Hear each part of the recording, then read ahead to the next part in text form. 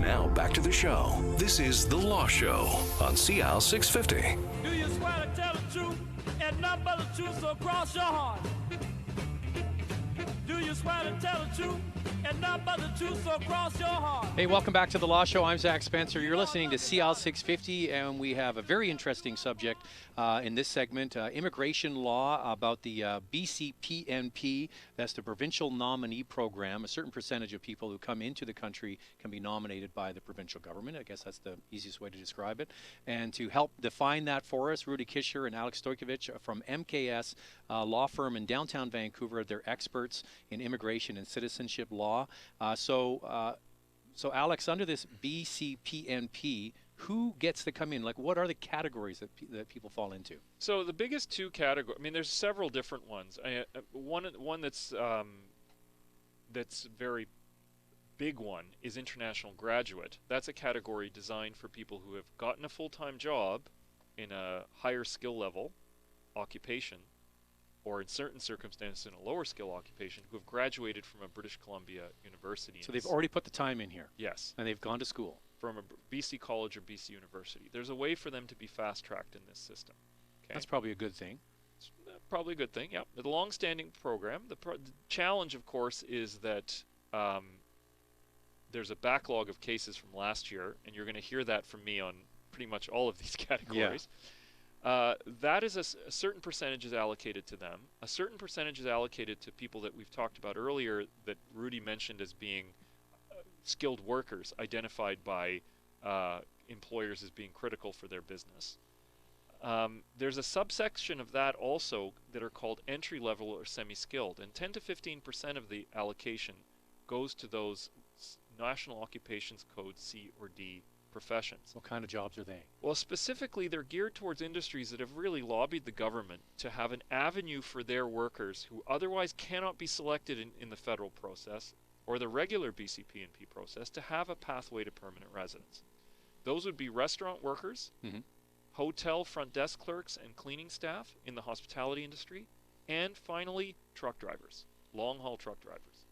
These three are those three categories represent 10 to 15% of the 5,500 allocation, and often these are the most controversial. Because there's a lot of people say, well, these are, why can't Canadians do these jobs? And because you don't need a specific skill. Really. It's true. Long-haul truck driving traditionally does not require particularly skills that are difficult to obtain. Yeah. Well, so, I don't know if you ever see me back at my car. I'd say I think it's a skill that's hard to obtain. Yeah. The challenge is that people don't want to do that work. Yeah, well, I think that's what it is. And it's like really we're doing the jobs that people don't want to do anymore. Cleaning hotel rooms, things like that. So the push and pull here with the province is the province has felt compelled to include that component in any rollout of any program. And because there's been strong lobbying from the industry groups to do that. And the compromise is that they're allowing a certain percentage of their allocation to go to those. Because you would suggest that if you don't have people filling those jobs, a lot of those businesses, they just grind to a halt. If you don't have the drivers, you don't have somebody running your hotel cleaning staff, what are you going to do?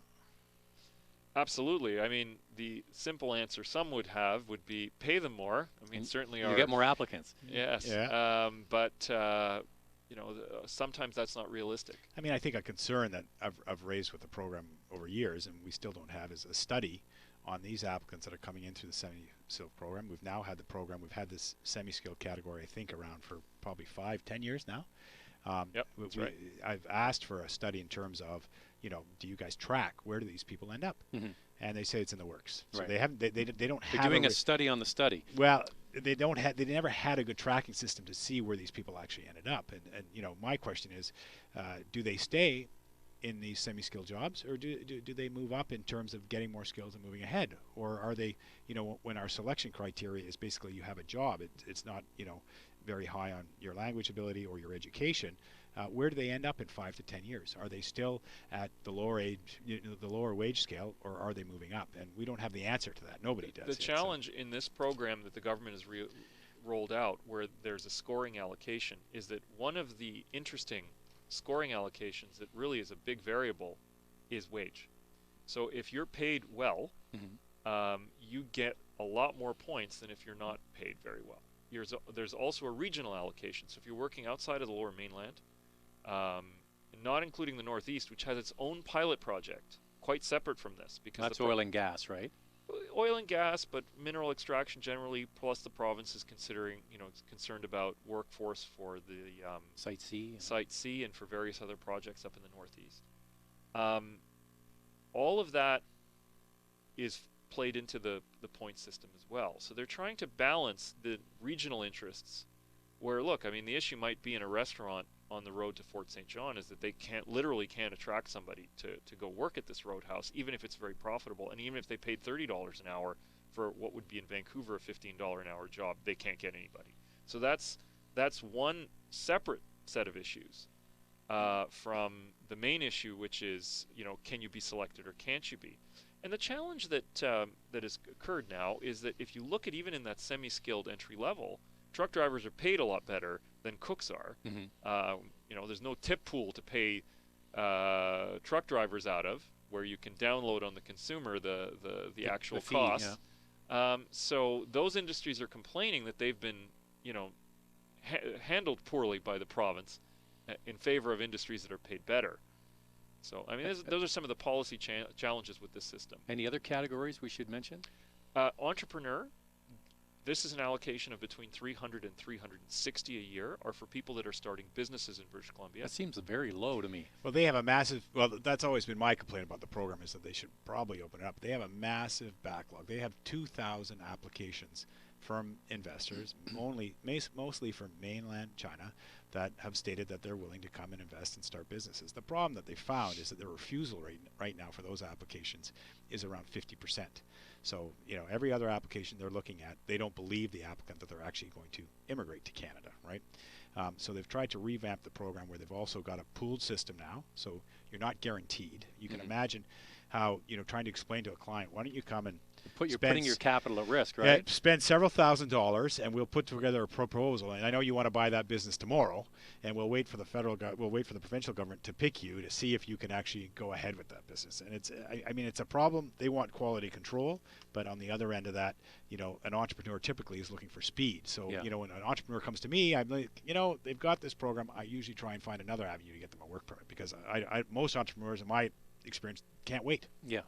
And they don't want to have their money tied up in a maybe. Yeah, exactly.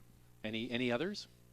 No, those are the main ones. Those are the main categories. I mean, really, the province has geared this year, because it's still it's allocated so much of its resources this year to dealing with its backlog, that you really it's going to be hard to judge this year how they did, because they're really only going to choose maybe 2,000, 2,500 people under this new system.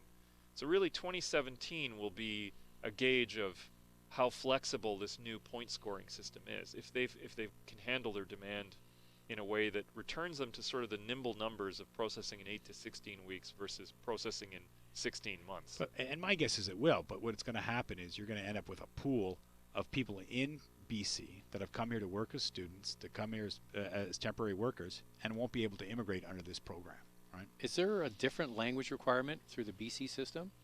Or is it the same as the federal system? It changes under every system and on what category, and you get awarded different points. So there's no one language requirement across the board, although the feds have pushed very hard on all provincial programs that they have a minimum, what they call Canadian Language Benchmark 4, which is sort of a basic level of English of all programs. The only one that's been exempt from that so far is the Investor Entrepreneur Program, and the thought is that they're eventually going to move on that. But in fairness, almost every category requires certain, like if you don't speak English, you're working at a big disadvantage in all of the categories now, the way these have been rolled out. But before we get to, there are people that graduate from significant Vancouver institutions, Lower Mainland institutions, who can't pass Language Benchmark 4.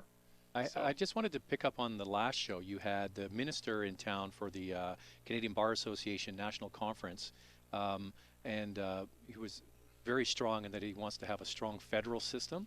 So do you think that they're going to pull some of the powers back away from the provinces and have it centralized in Ottawa? Well, I don't think so. I don't think they're going to pull back. I think future expansion is not going to happen. I totally agree with that. I think it's dead in the water. It's hard to take something away from somebody, because then you got a political fight, but all they're going to say is no, right? And but wouldn't the provincial government be like, great, we don't pay for this system. You handle it. The problem with that for places like Manitoba or even BC, if you talk, they want more immigrants. When they're selecting the immigrants, they have employers that are saying we need more people here. We need these workers, right, for Site C Dam or whatever the project is, and they like to have control over that. But I don't think the feds is going to give them to. I mean, it was very clear from Minister McCallum when he spoke. He said he's a federalist, and he doesn't want to see a further devolution of powers going to the provinces. He wants express entry and the federal system to support those employers' needs. He does not want. He's very clear that he doesn't necessarily see a role in the provinces in expansion of that. So you think it'll be status quo? Yeah, It'll be status quo. All right, when we come back, we'll get into the LMIA exempt. You know, I love all your acronyms here, so I have to find out from you what they all mean, which is why you're here. We have Rudy Kisher and Alex Stojkovic. They are immigration and citizenship lawyers talking about the changes on the federal side, the provincial side, how it impacts people moving to British Columbia. This is The Law Show. I'm Zach Spencer. We'll continue next on CL 650. There's more of the show still ahead. This is The Law Show on CL 650.